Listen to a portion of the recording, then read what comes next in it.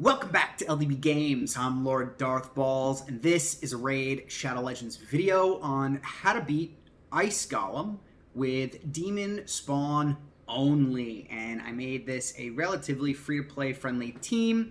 You'll see I've got 2 5 stars in there, 3 6 stars, one of which isn't even at level 50 yet.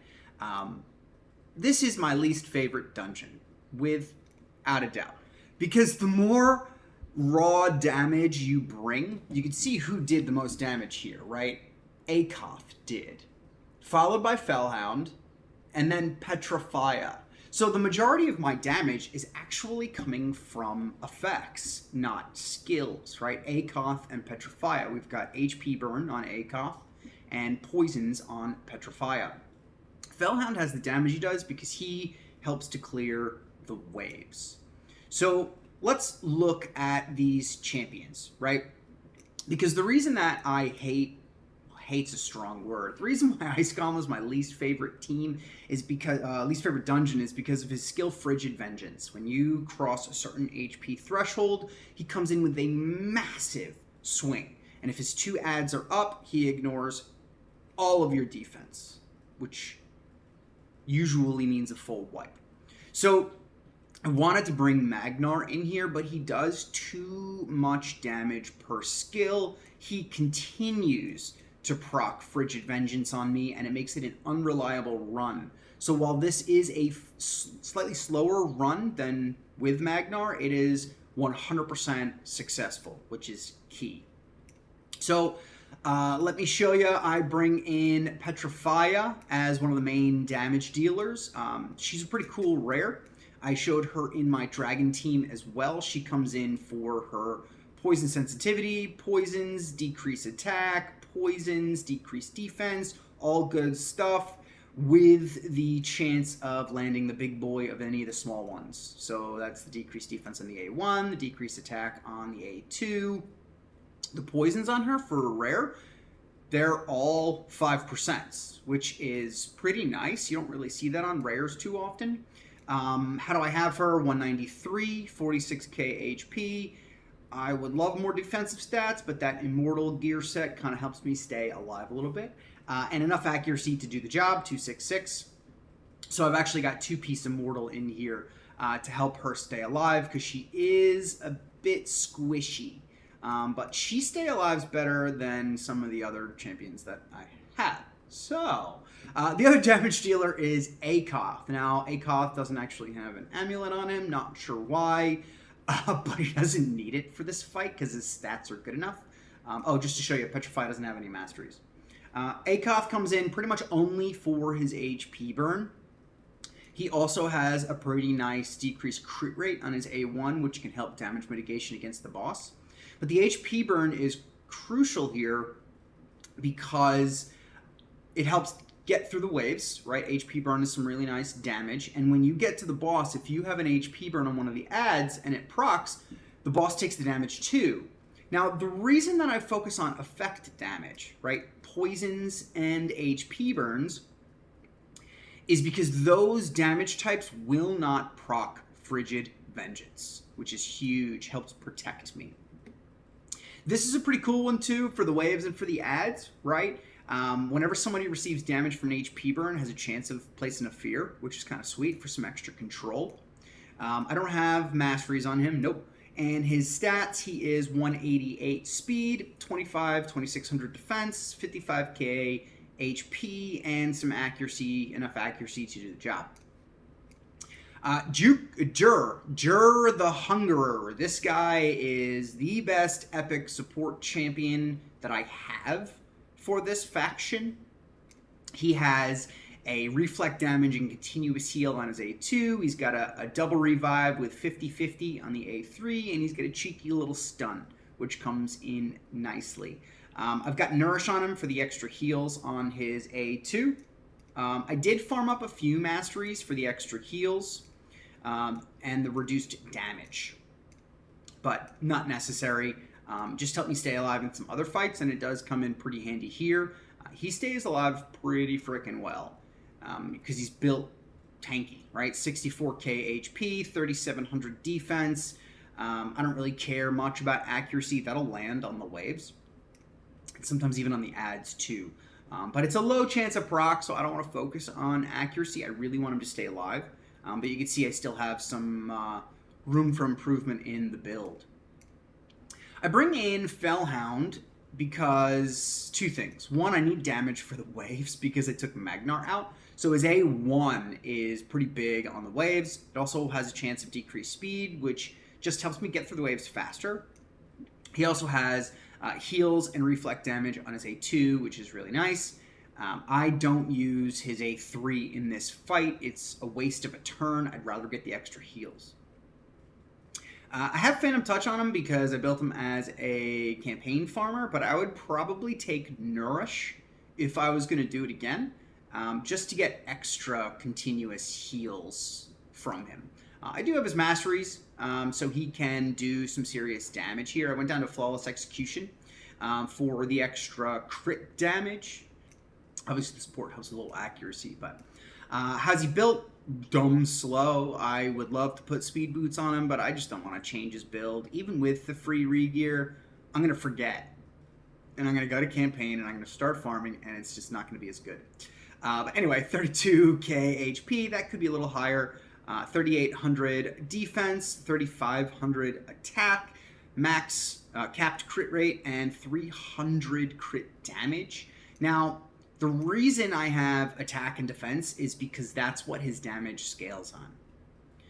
So 35 and 35 is 35 and 38 is a pretty nice combination for sustain and damage on his A1. And the last one, Achaak. This one, I was rotating out with a couple different champions. I really wanted to use Gorlos for the AoE decreased defense, but Achaak just brings in such incredible utility for this fight. Her A1, okay, can reduce a random buff if they have an HP burn. So with Akoth on wave 2, it can help me get through the reflect damages after the dogs use Shriek. I don't know what champion it is. It's one of the hounds. Also has a chance of decreasing their turn meter if they're under a freeze. And she brings freeze on her A3.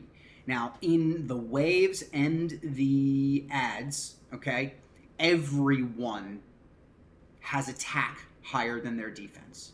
And so this will place a freeze. Now, it's a 90% chance, and you can get an extra 5 from Sniper.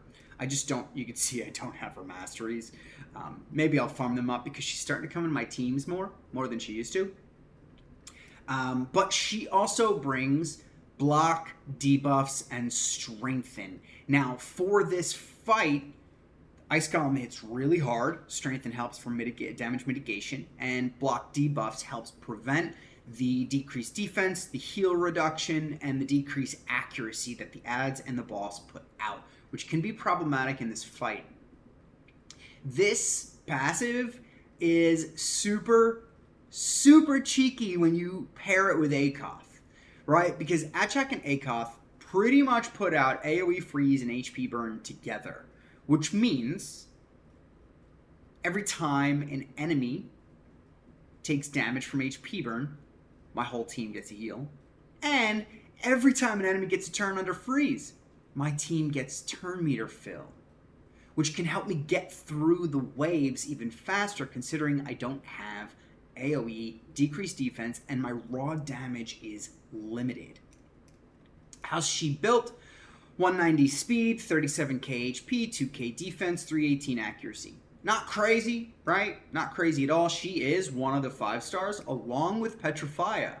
And then Akoth, Fellhound are my true maxes, and due to the champion training event, I just decided to 6-star Duhr because stats. All the way, baby, stats. For the presets, when it comes to Achaak, I don't want her using her A2 in any of the waves. It doesn't really come in handy. There's not enough damage for me to worry about, not enough debuffs. It's not that big a deal. The bigger deal is having that ready when we get to the boss so that I can block the boss's debuffs and I can reduce the damage that I take. Fellhound comes in primarily for the waves, right? So rounds 1 and 2, all I want him doing is his A1. Damage, damage, damage. And in round 3, I turn off his block damage ability because whenever it comes around, whenever the boss gets their turn, reflect damage is never up, so it's not worth it. I'd rather do more damage and get back around to my heals faster. For Duhr, really the only thing I do is stop him from using his A2 and his A3 in wave 1. For wave 2, I have him on because there's a little bit of RNG when it comes to those reflect damages. And I want to be able to heal and revive if I need to so that I'm ready for the boss. Akoth, I want him using his A2 and then not using it for round 1. Because I'd like this to come back more often. This puts cooldowns of enemies, this increases the cooldowns of enemies' skills if they're under HP burns. So in each wave, if he uses Pyroclasm first and then Pyretic Release, you're getting damage on everybody and you're locking out their abilities, which is really nice. Actually, let me do the same thing here so that I have Pyroclasm ready for the boss. The downside against the boss is there's not enough enemies to make this 100%. So if you kill the ads, it's only a 20%. If the ads are still up, it is a 60% chance. So it's still decent. In the waves, it's 100% though because of the number of enemies. And then Petrifya, wave 1, I want her just doing her job. Wave 2, I want to make sure I have her A2 back for the boss because I want to get that decrease attack up immediately for damage mitigation. So that's it. I hope this helps you. Like I said, this is my least favorite dungeon, so I'm really happy this was a relatively easy and inexpensive team to put together. I'm pretty excited there's a free gear event going on right now, so that this didn't cost me an arm and a leg. Still had to level some gear though, so it cost me something. But in terms of the run itself, it is slow because you do want guaranteed wins. The worst thing to happen in this game is to waste energy. Energy is the most important resource. It's what I spend my gems on.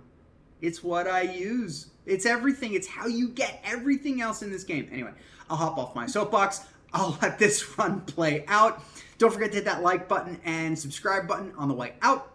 And if this did help you a little bit, let me know down in the comments. I love hearing the successes. I love hearing from people that this helped build a team to complete the dungeon, to get the Titan points, to get all the extra resources you can in this game. But I'm Lord Darthbawlz. I'll catch you on the next video. Enjoy your raid.